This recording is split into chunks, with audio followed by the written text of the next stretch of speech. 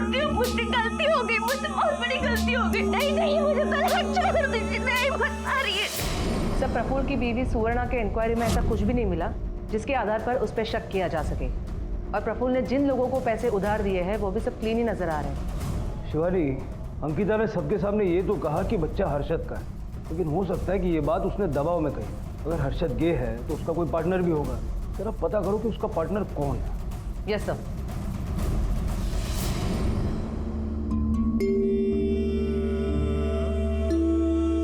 एक बात तो अब तक साफ हो चुकी थी कि जो सब घट रहा था उसका वाकई में अंकिता से किसी न किसी रूप में संबंध जरूर था, लेकिन भूमिका अभी तय नहीं थी। क्या हर्षद वाकई गे था और समलैंगिक संबंधों में लिप्त था? अगर यह सही था तो इस बच्चे का बाप कौन था? क्या प्रफुल्ल इस बच्चे का बाप था और उसकी मौत का कारण भी यही था? क्या हर्षद के घर वाले उसके गे होने के बारे में जानते थे? और अगर जानते थे तो क्या अंकिता के साथ उनके दुर्व्यवहार की यही वजह थी? इन सभी गहराते सवालों के बीच में पुलिस को हर्षद के फोन कॉल रिकॉर्ड्स में से मयूर कोहली नाम के एक शख्स का नंबर मिला जिससे हर्षद की अक्सर लंबी बातचीत होती थी। कौन था ये मयूर कोहली? सर, हर्षद और मेरा रिलेशनशिप 6-7 साल पुराना है। हर्षद बाइसेक्सुअल है? नहीं सर, हर्षद को लड़कियों में कोई इंटरेस्ट नहीं है। ये बात उसके घर वाले भी जानते हैं, यहाँ तक कि उसकी वाइफ को भी ये पता था। हर्षद तो शादी करना ही नहीं चाहता था, लेकिन अपने डैड के प्रेशर में आके उसने शादी कर ली। सर, हर्षद को प्रफुल्ल को मारने की कोई जरूरत नहीं थी क्योंकि उसे अंकिता में तो इंटरेस्ट था ही नहीं, और सोसाइटी में भी वो एक नॉर्मल यानी बीवी बच्चों वाला आदमी था। चाहे वो बच्चा किसी का भी हो, उसे क्या फर्क पड़ता है? तब पॉसिबल है कि सुवर्णा ने ये खून किया। लेकिन अगर अंकिता की बात पे यकीन करें तो अंकिता प्रफुल्ल को अपने भाई जैसा मानती थी। अगर प्रफुल्ल उस बच्चे का बाप नहीं है तो ये पॉसिबल है कि उस बच्चे के बाप ने प्रफुल्ल का कत्ल किया। शिवानी, ये बच्चा हर्षद के बड़े भाई विवेक का हो सकता है, क्योंकि इंक्वायरी में यही निकल के सामने आया कि विवेक को अंकिता से कुछ ज्यादा ही हमदर्दी थी।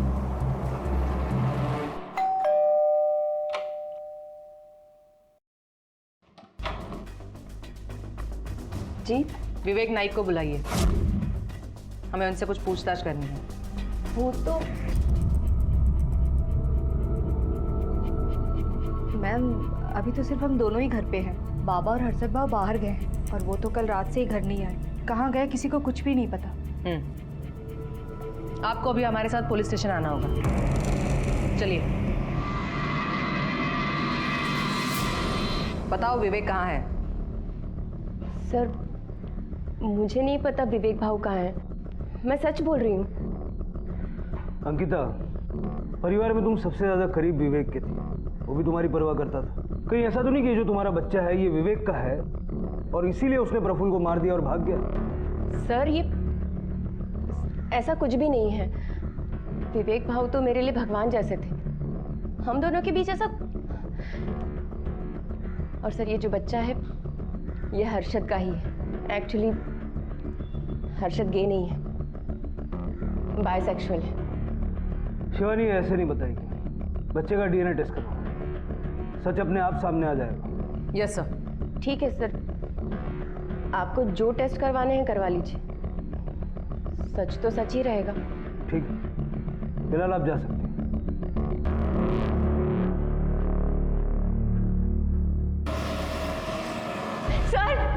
सर, एक मिनट मैडम, क्या हुआ? मैडम, वो मेरा बच्चा गायब हो गया। मुझे सर से बात करने दीजिए प्लीज। मुझे शांत हो जाइए, 1 मिनट। गायब हो गया है या फिर डीएनए टेस्ट के डर से तुमने और विवेक ने मिलकर विवेक के साथ साथ बच्चे के भी गायब होने का नाटक रचा? ये क्या बोल रहे हैं आप? मेरा इसमें कोई हाथ नहीं है। मेरी बात का यकीन कीजिए, मैंने कुछ नहीं किया है। मेरा बच्चा गुम गया है। प्लीज प्लीज मेरे बच्चे को ढूंढ दीजिए। आपने अपने बच्चे को आखिरी बार कब देखा था? मैं जब बाड़ा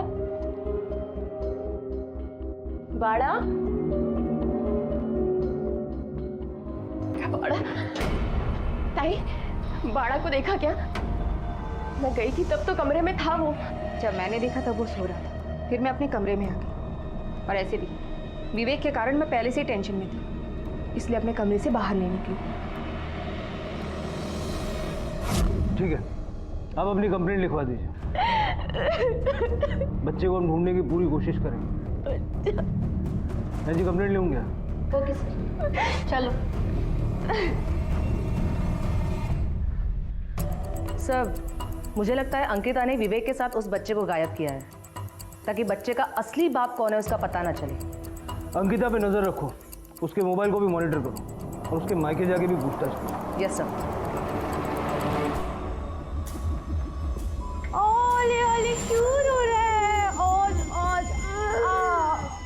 संगीन हादसों की झड़ी रुकने का नाम ही नहीं ले रही थी। पहले प्रफुल्ल का कत्ल, अब विवेक का लापता होना और उसके बाद अंकिता के बच्चे का गायब होना। क्या विवेक और बच्चे का गायब होना सिर्फ एक इत्तेफाक था या फिर किसी साजिश पर पर्दा डालने की कोशिश थी? क्या बच्चे को गायब करना विवेक से उसका डीएनए टेस्ट मिलने से रोकने के लिए था? क्या इन हादसों का एक दूसरे से कोई ताल्लुक था या फिर ये अलग घटनाक्रम का हिस्सा थे? और आखिर इन हादसों को किसने अंजाम दिया था और क्यों?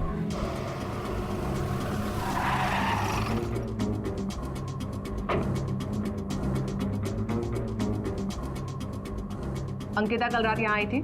नहीं मैडम, वो तो 30 तारीख को आई थी। उसके बाद तो मैंने उसकी शक्ल भी नहीं देखी।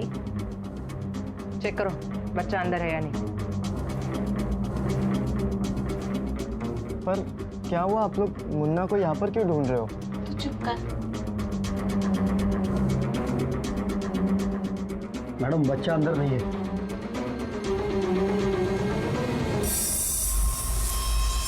मीरा रोड हाईवे के पास झाड़ी में एक आदमी की डेड बॉडी मिली है।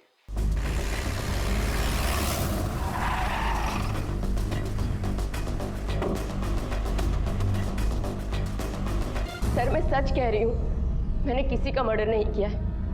और विवेक भाव, वो मेरे बड़े भाई जैसे थे, मैं उन्हें क्यों मारूंगी? मैं सच बोल रही हूँ, मेरी बात का यकीन कीजिए, मुझे मेरे बच्चे की कसम। अंकिता, अब अगर तुम्हारी बात में जरा सा भी झूठ निकला ना तो याद रखना, सच बोलने का ये आखिरी मौका है तुम्हारे पास।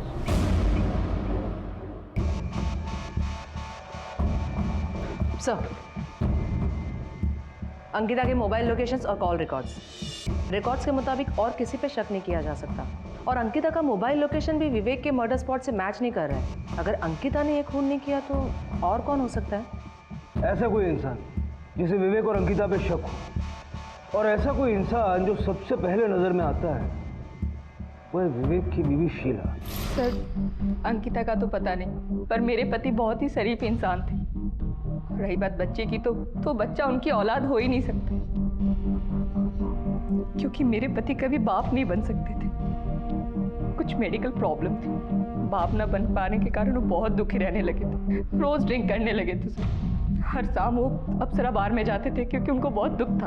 उस दिन शाम को भी गए थे, पर उसके बाद कभी वापस नहीं लौटे। सर, शीला के मोबाइल लोकेशंस और कॉल रिकॉर्ड्स, और सर विवेक की डेड बॉडी जहां मिली थी अप्सरा बार भी वहीं नज़दीक है। और सर विवेक के कत्ल के वक्त शीला का मोबाइल लोकेशन घर पर ही दिखाई दे रहा है। और पड़ोसियों से पूछताछ करने के बाद भी यही पता चला है कि किसी ने भी उसे रात को आते या जाते नहीं देखा है।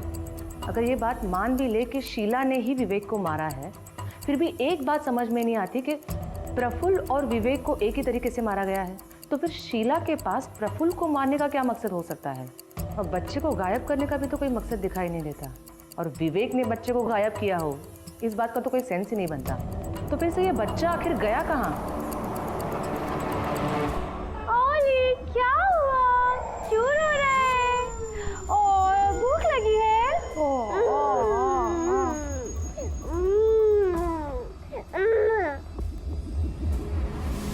सर, अंकिता का बच्चा गायब होने के बाद से करजत के किसी एक नंबर पे उसका दिन में कम से कम 10 बार कॉल होता है, और ये नंबर किसी आशा के नाम पे रजिस्टर्ड है। शिवानी, इस नंबर का एग्जैक्ट लोकेशन ट्रेस।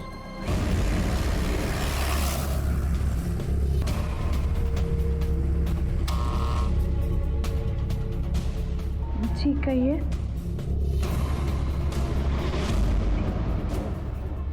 बच्चे को ले लो। मैडम, ये बच्चा तुम्हारे पास कैसे आया?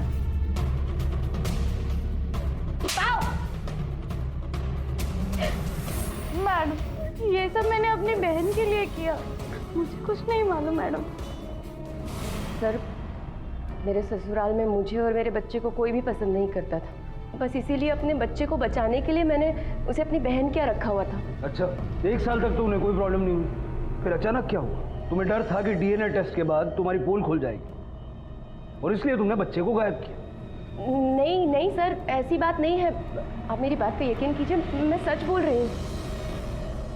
शिवानी, बच्चे का डीएनए टेस्ट करवाओ। हर्षद, प्रफुल्ल और विवेक में से बच्चे का बाप कौन है पता चल जाएगा। Yes sir.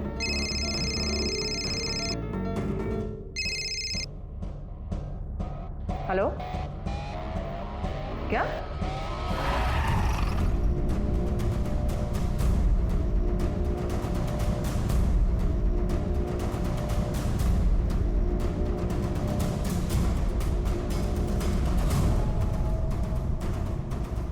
शीला का कहना है कि विवेक बाप नहीं बन सकता।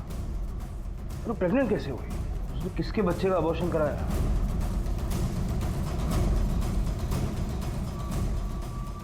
शिवानी सर। जिस डेट को शीला ने अबॉर्शन कराया उस दिन की मुझे सारी सीसीटीवी फुटेज चाहिए। Right sir.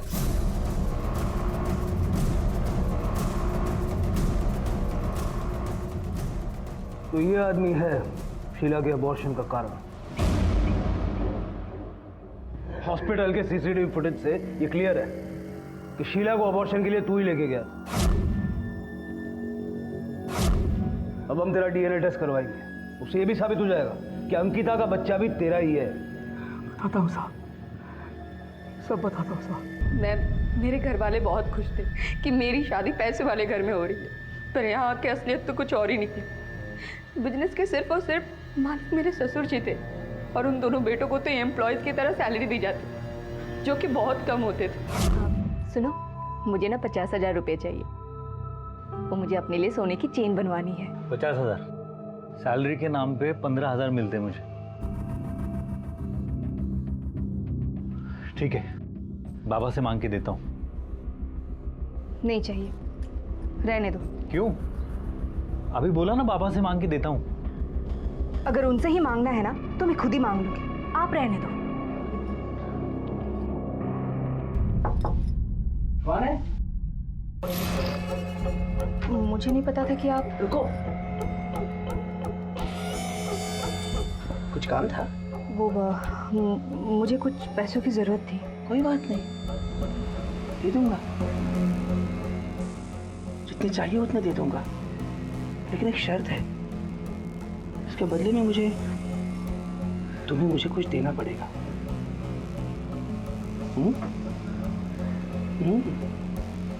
मेरी बड़ी बहू शीला जान चुकी थी, उसको ऐश की जिंदगी जीने के लिए पैसों की जरूरत थी जो मैं उसे देता था, और यही सही तरीका भी है। लेकिन कुछ लोग हालात और मजबूरियों के सामने अपने घुटने टेक देते हैं और जिंदगी उनके लिए बोझ बन जाती है। और इस बोझ को कम करने के लिए अक्सर इंसान आसान रास्तों को अपनाता है, लेकिन ये आसान रास्ते ज्यादातर मुश्किल साबित होते हैं। ऐसे ही संघर्ष और डर की नींद को तोड़कर अपने वजूद को खड़ा करने की कहानी है हमारा आज का क्राइम पेट्रोल डायल 100 का ये एपिसोड।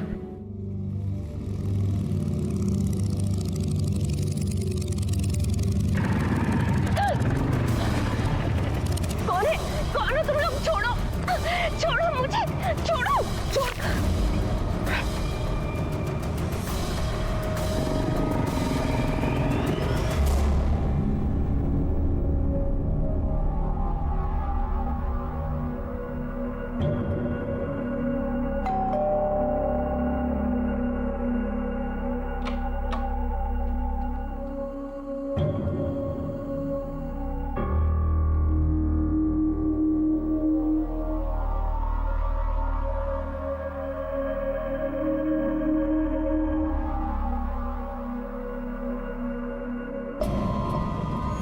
ये क्या हुआ? वो धूप बहुत थी ना, चक्कर आकर गिर गई थी, शायद कहीं अटक कर फट गया। पर तुम ऐसे कैसे गिरी हो कि ब्लाउज फटने के अलावा तुम्हारी बॉडी पे कोई और चोट का निशान ही नहीं है?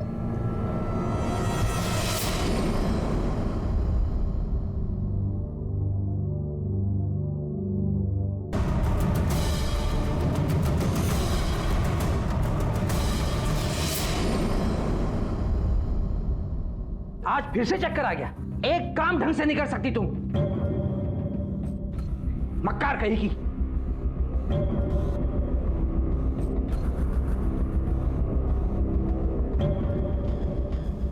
जो नुकसान हुआ है कौन भर के देगा? तुम्हारा बाप। तुम रोज गिरती कैसे हो? हाँ? देख, तेरा जो हो सो हो, लेकिन अगर बच्चे को कुछ हो जाएगा ना तो मैं तुझे जान से मार दूंगा। देखती है हाँ?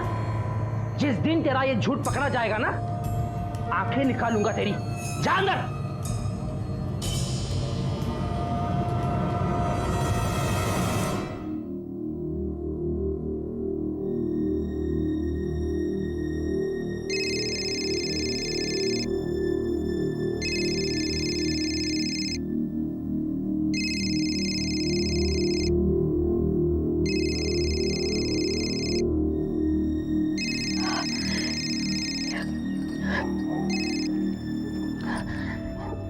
हाँ आई। हेलो ताई, बिट्टू बोल रहा हूँ। तेरे भाई के ये बार मिड टर्म के एग्जाम्स में ना फिर से सबसे अच्छे नंबर आए, और देख लेना इस बार मैं सिर्फ एग्जाम में नहीं पूरे स्कूल में टॉप मारूंगा।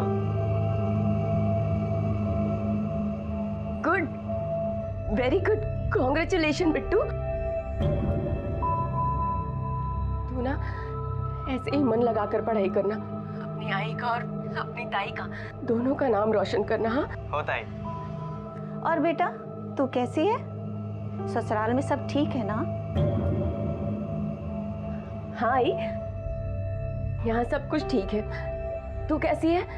बेटा वैसे तो सब ठीक है, लेकिन क्या करूं, बिट्टू की पढ़ाई में इतना सब कुछ खर्चा हो गया कि पैसों की जरूरत तो लगी रहती है। तू 5,000 का इंतजाम कर देती तो बहुत अच्छा रहता। पर आई 5,000, अगर तू 5 नहीं कर सकती तो 2-3 हजार में भी काम चल जाएगा, वरना बहुत मुश्किल हो जाएगी बेटा। ठीक है आई, मैं कोशिश करती हूँ। तू अपना ख्याल रखना। हाँ मैं ठेवते आता। ठीक है बेटा।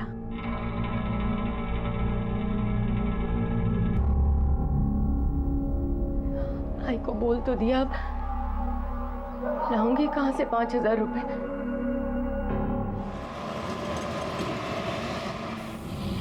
बस भैया रोक दीजिए।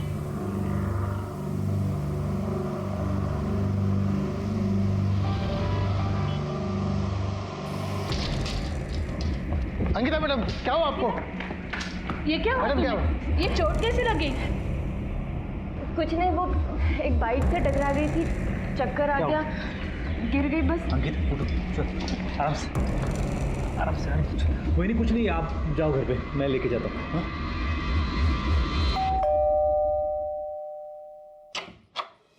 आ जाओ आराम से, बैठो। शीला पानी लेके आ, जाओ जाओ।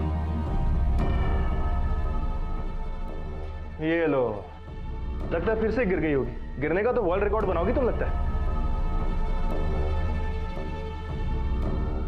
अजीब बात है, चक्कर भी घर से बाहर निकलते ही आते हैं। जब घर में अच्छी खासी घूमती है ना तब इसे कुछ नहीं होता। पता नहीं सचमुच का तबीयत खराब है, काम से बचने का बहाना। क्या नाटक चल रहा है ये? रोज रोज तुम गिरती हो, तुम्हें रोज चोट लग जाती है। क्या चल रहा है ये? बाबा उसको चोट लगी। तू गप्पा मत। क्यों जाइला? चलो आराम से चलो। अरे आराम से, अरे चलो। ये होता है गिरा।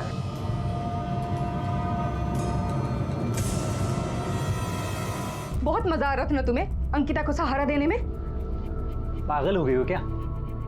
उसके सर पर चोट लगी थी, कितनी घबराई हुई थी बेचारी, उसको सहारा देकर घर तक लाया, उसमें क्या मजा आया मुझे? देखो, अगर उसका पति किसी काम का नहीं है ना तो तुम उसका सहारा बनने की कोशिश मत करो, समझे?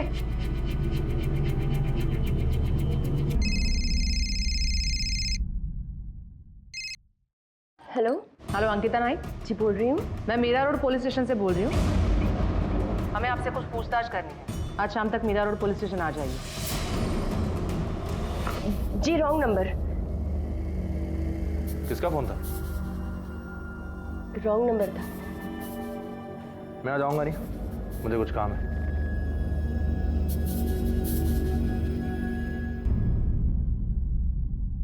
बस। हर्षद का है, वो क्यों नहीं है नाश्ते पे?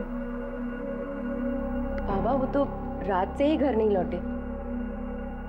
कितना खुश होकर बता रही हो ना कि अपना पति रात भर घर नहीं लौटा। कभी ये सोचे अगर वो तुम्हारे साथ नहीं है तो किसके साथ होगा?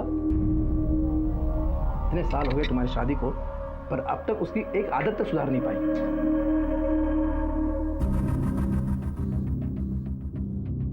कैसे बने? नमक ही नहीं है उसमें। मैंने नहीं, अंकिता ने बनाए हैं। जो सामने है ना वो खाओ। एक कौड़ी नहीं कमाता और 1000 सूचनाएं देता रहता है। फोन।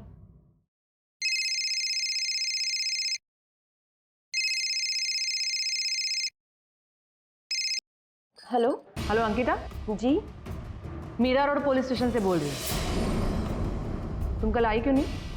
देखो, हमें तुमसे कुछ पूछताछ करनी है। आज 12 बजे तक आ जाओ, वरना हम तुम्हारे घर आ जाएंगे। जी, रॉन्ग नंबर।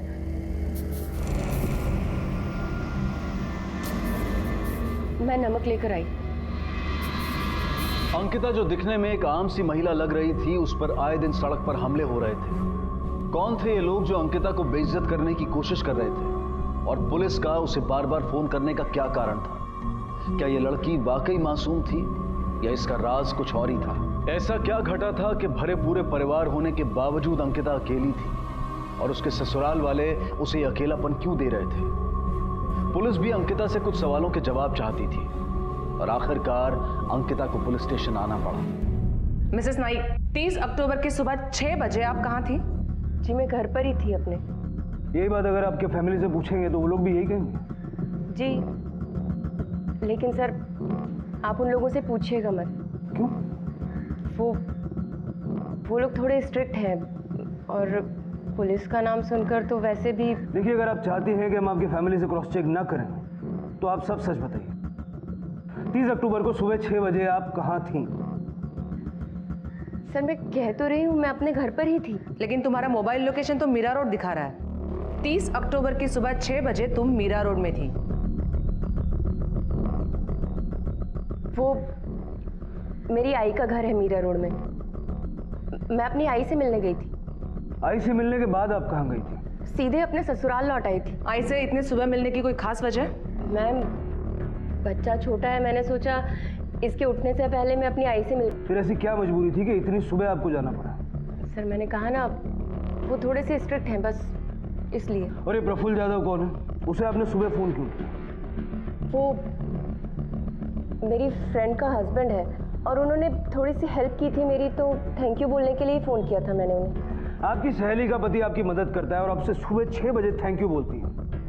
ये दोस्ती है या कुछ और? सर कैसी बातें कर रहे हैं आप?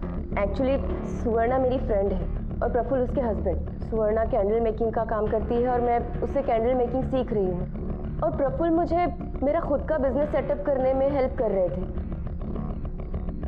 ठीक है, आप जा सकते। सर लेकिन ये सब आप मुझसे पूछ क्यों रहे थे? कुछ नहीं, रूटीन इंक्वायरी है, जा सकते।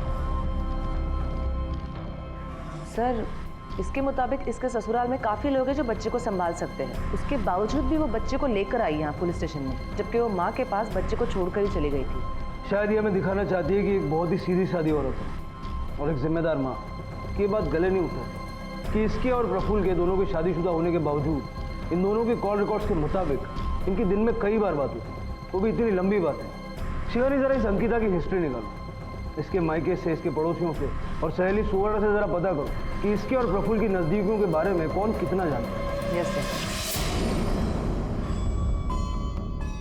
पर वो उसी दिन नहीं, वो तो रोज सुबह वॉक पे जाते थे। वैसे ही वो उस दिन भी गए। गुड मॉर्निंग सुवर्णा, मैं जॉगिंग के लिए जा रहा हूँ। ठीक है, आप जब तक आएंगे ना मैं ब्रेकफास्ट बना के रखूंगी। बाय।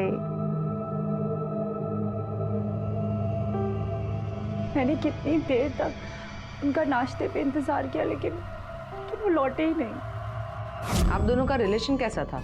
I mean, कोई झगड़ा या अनबन आपस में? नहीं, बिल्कुल भी नहीं। मिसेस जादव, पोस्टमार्टम रिपोर्ट के मुताबिक आपके पति के सर पे रॉड या किसी लोहे की भारी चीज से वार किया गया, जिसकी वजह से उनकी मौत। आपको किसी पे शक है? ऐसा कोई जिससे इन दिनों में उनका झगड़ा हुआ हो? नहीं, मैं आपको कह रही हूँ ना, वो बहुत अच्छे इंसान थे। फाइनेंस और प्रॉपर्टी में इन्वॉल्व होने के बावजूद भी उनका कोई दुश्मन ही नहीं था, कभी किसी से कोई झगड़ा नहीं हुआ। लेकिन पिछले कुछ दिनों से उनके ऊपर लगातार हमले हो रहे थे। अरे ये क्या हुआ आपको? आप ठीक तो हैं? बैठिए। अरे कुछ बताइए तो सही। लीजिए पानी लीजिए। इतनी चोट कैसे लगी? हाँ? ये आजकल के बच्चे ना सुवर्ण, इतनी रैश ड्राइविंग करते हैं कि पूछो मत। और बाइक तो ऐसे चलाते हैं जैसे सड़क उनके बाप की हो। और वैसा हमला उनके ऊपर एक बार नहीं बल्कि 2 बार हुआ। सुवर्णा जी, ये भी तो हो सकता है कि रैश ड्राइविंग के बहाने जो झगड़ा करने वाले लोग थे या तो प्रफुल्ल से किसी बात की दुश्मनी निकाल रहे थे या फिर उनको प्रफुल्ल से पैसे लेने थे। क्या आई फिर से पैसे चाहिए? बेटा तो जानती है बिट्टू के स्कूल की फीस देनी है, वरना उसको स्कूल आने से मना कर देंगे। कितने चाहिए? बेटा परीक्षा की फीस और स्कूल की फीस मिलाकर करीब 10,000।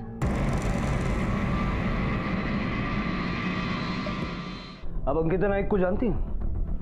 जी वो मेरी दोस्त थी। मतलब? वो मेरे पास कैंडल मेकिंग सीखने आती थी। उसको इंडिपेंडेंट होना था, कुछ बनना था और बिजनेस भी एस्टैब्लिश करना चाहती थी अपना। तो मेरे हस्बैंड उसके बिजनेस में फाइनेंस करने वाले थे। तो आपके हस्बैंड ने उसके बिजनेस में फाइनेंस किया? नहीं, लेकिन आप लोग ये सवाल क्यों पूछ रहे हैं? क्या उसने मेरे हस्बैंड का खून किया है? हो सकता है, ये भी हो सकता है कि ये खून आप ही ने किया हो, क्योंकि आपको अपने पति और अपनी सहेली के बीच के संबंधों के बारे में पता चल गया। ये क्या कह रहे हैं आप सर? ऐसा हो भी नहीं सकता। आप सोच भी कैसे सकते हैं ऐसा? हाँ, लेकिन इतना जरूर है कि मुझे उन पे शक था। मेरी जिंदगी में क्या हो रहा है मुझे कोई समझने वाला भी नहीं। अंकिता, संभालो अपने आप को और घबराओ मत। देखो, कोई ना कोई रास्ता जरूर निकल आएगा, हिम्मत रखो।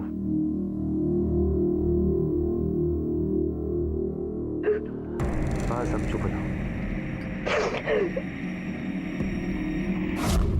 फिर उस दिन अंकिता की वजह से मेरे और प्रफुल्ल के बीच में बहुत झगड़ा हुआ था। सुवर्णा, तुम्हारा दिमाग खराब हो गया क्या? ये किस तरह की बातें कर रही हो तुम?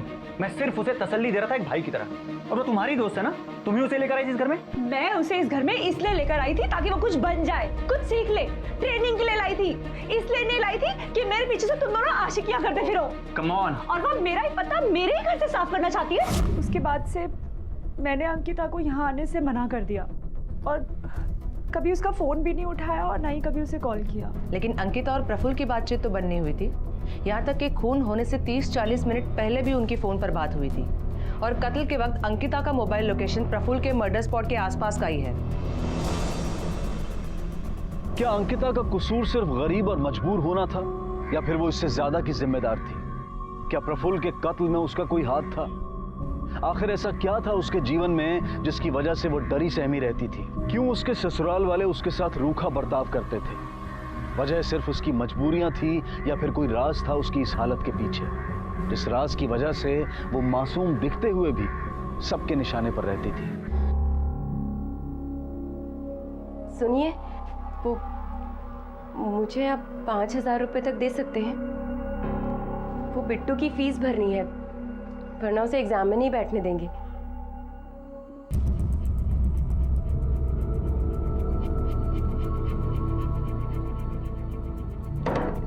ये लो, 5 नहीं 3,000 है। और दोबारा मुझसे पैसे मत मांगना, आखिरी बार दे रहा हूं मैं तुम्हें।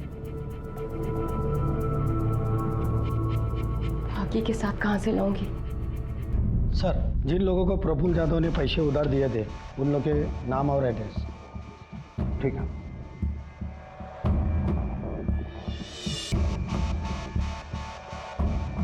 सर, अंकिता के बैंक अकाउंट के डिटेल्स।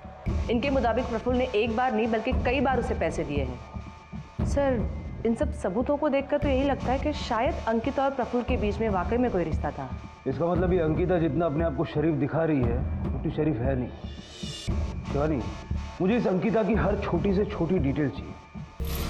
अंकिता मैडम, वो तो बहुत ही भली औरत है, बस ज़्यादा किसी से घुलती मिलती नहीं है। ऐसे सुनने में और देखने में सब कुछ ठीक ही है मैम, पर कुछ दिन पहले जब भी बाहर से घर आती है, कभी उसके ब्लाउज फटे होते हैं तो कभी उसकी साड़ी। कुछ दिन पहले तो उसको काफ़ी चोट भी लगी हुई थी। मैडम, मैं 1 साल से उस घर में काम करती हूँ। पूरे घर में एक विवेक भाऊ है जो अंकिता दीदी को थोड़ा अहमियत देते हैं। बाकी सब तो उसको नौकरानी जैसा समझते हैं। 30 अक्टूबर की सुबह अंकिता यहाँ आई थी? हाँ मैम, आई थी। इतनी सुबह आने की कोई खास वजह? मैम, वो पैसे देने के लिए आई थी।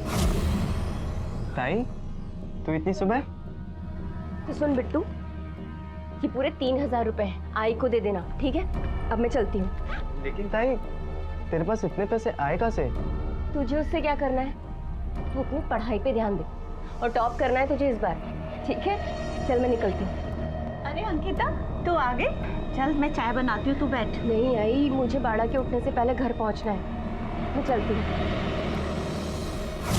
अंकिता हमें पैसा देती थी, ये बात ससुराल वालों को अच्छी नहीं लगती थी। अच्छी तो हमें भी नहीं लगती, पर क्या करें, जब से उसके बाबा गुजर गए हैं तो हमारी हालत और भी खराब हो गई है। मजबूर होकर बेटी से पैसे मांगने ही पड़ते हैं। ये बात उसके ससुराल वालों को पता ना चले, इसीलिए वो सुबह सुबह आई थी। नहीं है पैसे मेरे पास, क्यों आ जाती है रोज रोज मांगने?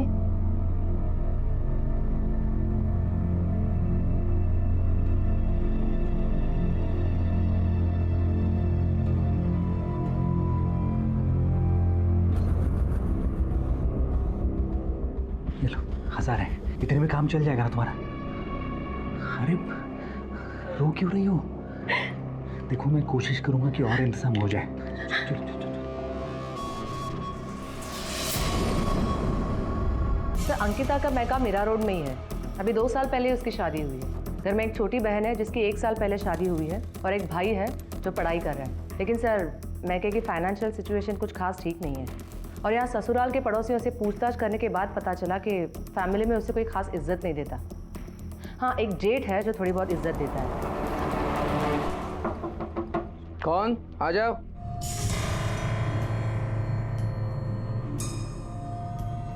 बाबा, वो मुझे कुछ पैसों की जरूरत थी। आ गई फिर पैसा मांगने। लगता है मैंने हर्षद की तुम्हारे साथ नहीं, तुम्हारे परिवार के साथ शादी करवाई। सॉरी बाबा, बस आखिरी बार मेरी मदद कर दीजिए, फिर कभी नहीं मांगूंगी। ये आखिरी कह के ना हर बार पैसा मांगती हो तुम। कितना पैसा चाहिए? 6000 रुपए। 3000 दूंगा। कबूल है तो बोल, तो जा अपने काम पे। ठीक है बाबा।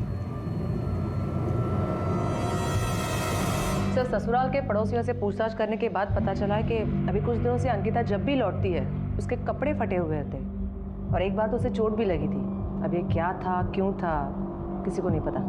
इसका मतलब अंकिता कंफर्म हमसे कुछ छुपा रही है, क्योंकि सुवर्णा के हिसाब से प्रफुल्ल पर भी हमले हुए थे। लेकिन ऐसा तो नहीं कि अंकिता और प्रफुल्ल के बीच कुछ चल रहा था। इस बात की भनक अंकिता के ससुराल वालों को लग गई और यही वजह हो प्रफुल्ल के कत्ल की। शिवानी सर, सुबह होते ही इस अंकिता को पुलिस स्टेशन बुलाओ। Yes sir. सर, वो एक्चुअली चक्कर खाकर गिरने की वजह से ही मुझे चोट लगी थी और कपड़े भी फटे थे। तुम एक बार नहीं बल्कि 3 बार बेहोश हुई और उधर प्रफुल्ल पे भी एक बार नहीं 2 बार हमले हुए और उसके बाद उसका खून हो गया। क्या? प्रफुल्ल भाऊ? प्रफुल्ल का खून हो गया। तुम्हें सुन के इतनी हैरत हुई, तुम्हें पता नहीं था? अच्छा ये बताओ, तुम्हारे मैके में हमेशा पैसों की तंगी रहती है ना, तो क्या हर बार प्रफुल्ल पैसों से मदद करता था? सर, वो अभी 3-4 महीनों से ही मेरी हेल्प कर रहे थे। सुवर्णा जानती थी इस मदद के बारे में?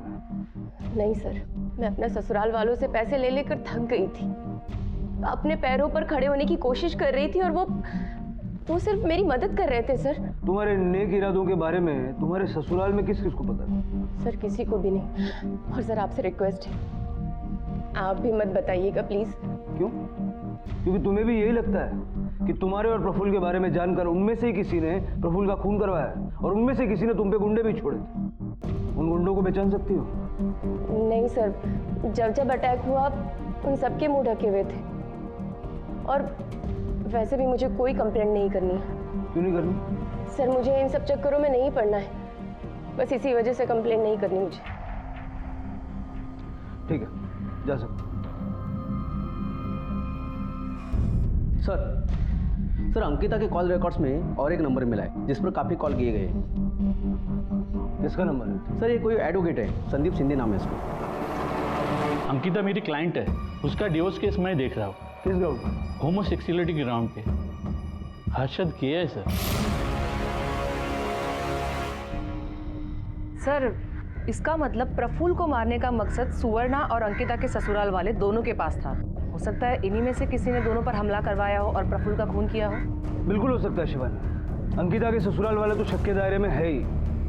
साथ ही हमें ये पता करना है कि ये हर्षद वाकई में गे है या नहीं। देखिए सर, मैं कोई गे नहीं हूँ, एकदम नॉर्मल इंसान हूँ मैं। तो हमने कब कहा कि तुम एबनॉर्मल हो? हमें तो सिर्फ सच जानना। ये क्या अनाशना पूछ रहे हैं आप? अगर मेरा बेटा गे होता तो बच्चा पैदा नहीं कर सकता था। 1 साल का बच्चा है उसका। वो बच्चा सच में तुम्हारा है? सर मैं आपसे कितनी बार कहूँ कि वो बच्चा मेरा ही है। अगर आपको यकीन नहीं होता तो आप मेरी वाइफ से पूछ लीजिए। जी सर। अच्छा, तो फिर तुमने डिवोर्स फाइल क्यों किया? तो इसके होमोसेक्सुअल होने के ग्राउंड पर? सर कुछ तो कारण बताना था। करना जरूरी था। और अंकिता का बच्चा हर्षद के गे होने को छुपाने का एक जरिया था, इसलिए उसे पैदा होने दिया। एक तरफ नरक से भी बदतर ससुराल और दूसरी तरफ भूख से मरती हुई माँ और भाई। मैं क्या कंप्लेंट करती? मैंने ये शादी सिर्फ और सिर्फ बाबा के कहने पर की है, इसलिए बेहतर यही होगा कि तुम मुझसे कोई उम्मीद मत रखो, ना ही पैसों की और ना ही कोई प्यार मोहब्बत की, क्योंकि मैं तुम्हें वो दोनों नहीं दे सकता। हटो।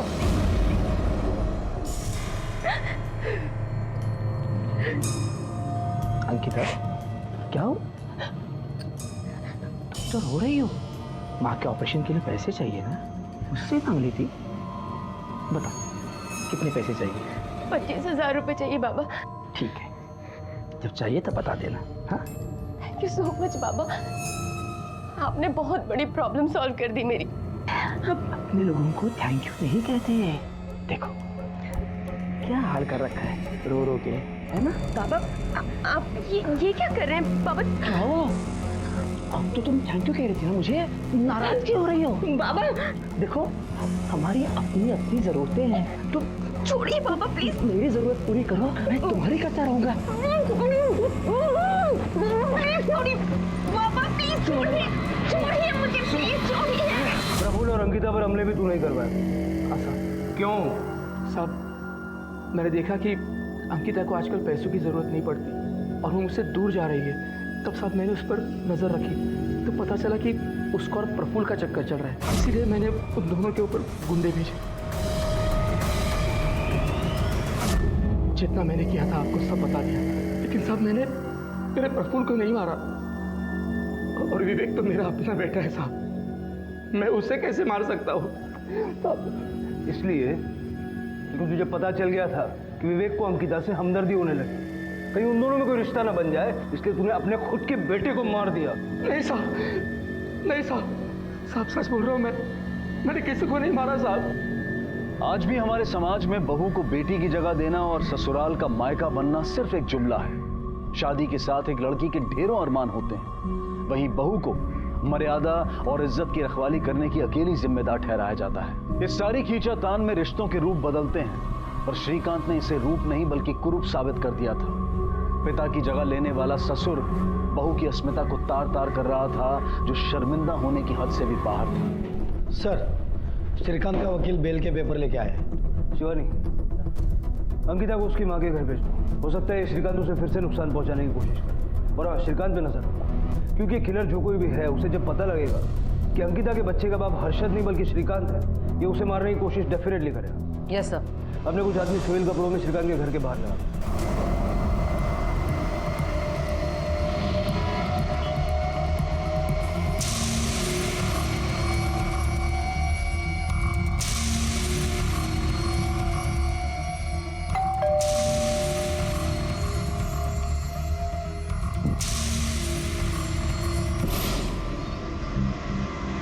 यह क्या कर रहे हैं?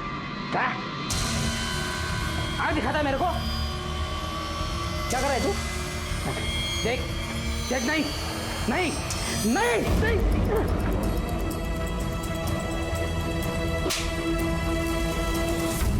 हाँ सर, मैंने ही प्रफुल्ल और विवेक को मारा है, क्योंकि मुझे सब कुछ पता चल गया था। सर मैंने एक दिन जीजाजी एक आदमी के साथ थे सर, और वो उस आदमी के साथ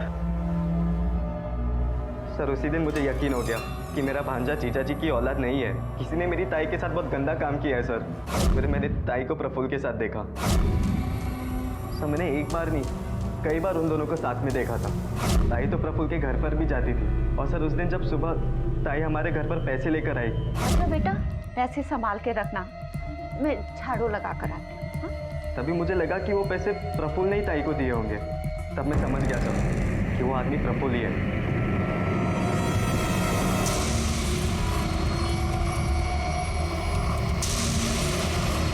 संबंध के बारे में बोल रहे थे सर, तभी मुझे लगा कि ये बच्चा प्रफुल्ल का नहीं विवेक का है। और फिर एक दिन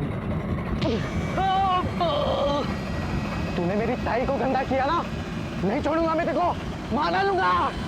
बिट्टू तुम समझते हो अपनी गलत फहमी की वजह से तुमने 2 मासूम लोगों को जान से मारा। बिट्टू ने कानून को अपने हाथ में लिया एक गलत धारणा के साथ कि वो इंसाफ कर रहा है। बिट्टू ने 2 मासूम लोगों को सजा दी जिनका अंकिता पर हो रहे अत्याचार से कोई लेना देना नहीं था। बिट्टू चूंकि नाबालिग था, इसलिए उसे प्रफुल्ल और विवेक के कत्ल के लिए बाल सुधार गृह में भेज दिया गया है। किसी भी नतीजे पर पहुंचने से पहले ये बेहद जरूरी है कि उसके बारे में पूरी जानकारी हासिल की जाए, और जो काम पुलिस का है, कानून का है, वो उन्हें ही करने दिया जाए। इसी विचार के साथ मैं अनूप सोनी अब आपसे विदा लेता हूं। फिर मुलाकात होगी अगले एपिसोड में एक और चौंका देने वाले केस के साथ। तब तक अपना और अपने परिवार का ख्याल रखें और देखते रहें क्राइम पेट्रोल डायल 100। सबक एक को सीख हम सबको। जय हिंद।